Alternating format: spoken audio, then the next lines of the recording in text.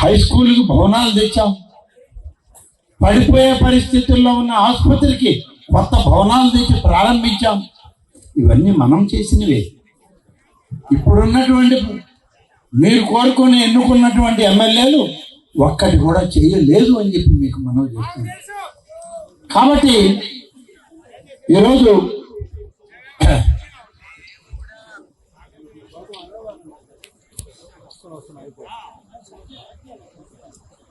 ఒక అగ్నిమాపక కేంద్రం కావాలన్నారు. నేను ఇక్కడికి వచ్చినప్పుడు, అయ్యా ఒక ఫైర్ స్టేషన్ కావాలి. మా ప్రాంత రైతాంగం అంతా పొగాకు పండిస్తున్నారు. అప్పుడప్పుడు ఆ బ్యార్నీలో ఓవర్ హీట్ అయ్యి అవి తగలబెడితే ఈ ఫైర్ స్టేషన్లో ఆ బండి రావాలంటే ఆత్మకూరు నుంచి రావాలి, లేకుంటే కావలి నుంచి రావాలి. ఈ లోపల ఇది మొత్తం సర్వనాశనం అయిపోతుంది అని అడిగితే, ఆంధ్రప్రదేశ్ ఉమ్మడి రాష్ట్రంలో నేను మంత్రిని అన్నాడు.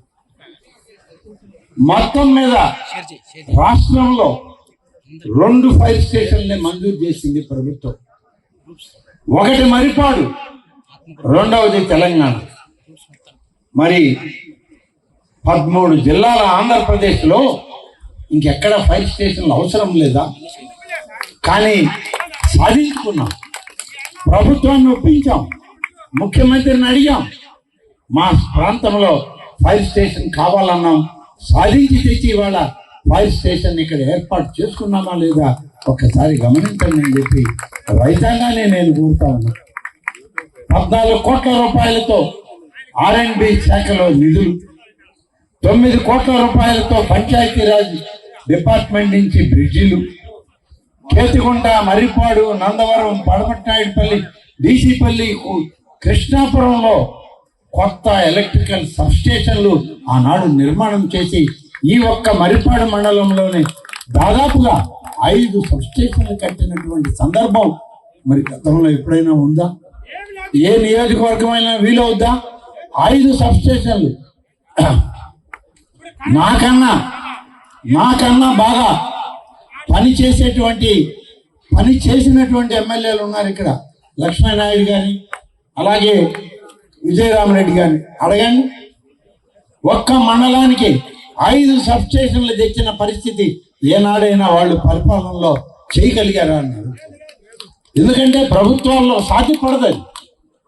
కానీ మన అవసరం, మన పట్టుదల, ప్రభుత్వంలో మనకున్న స్థానం, ఈ మండలంలో దాదాపు 5 సబ్స్టేషన్లు తేవడానికి చేయగలిగాం.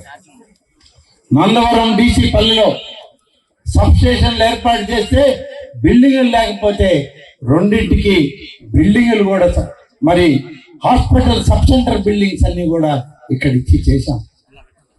బ్రాహ్మణపల్లి అయ్యా 3 దఫాలు ఎంపీ అయినటువంటి మన పెద్ద ఆయన సొంత ఊరు, ఇప్పుడు మీ ఎమ్మెల్యే గారి స్వగ్రామం. ఆ గ్రామంలో కూడా పశు వైద్యం కోసం గోపాల మిత్ర కేంద్రాన్ని ఏర్పాటు చేసినటువంటి పరిస్థితి మన లభ్యులు చేయగలిగాం.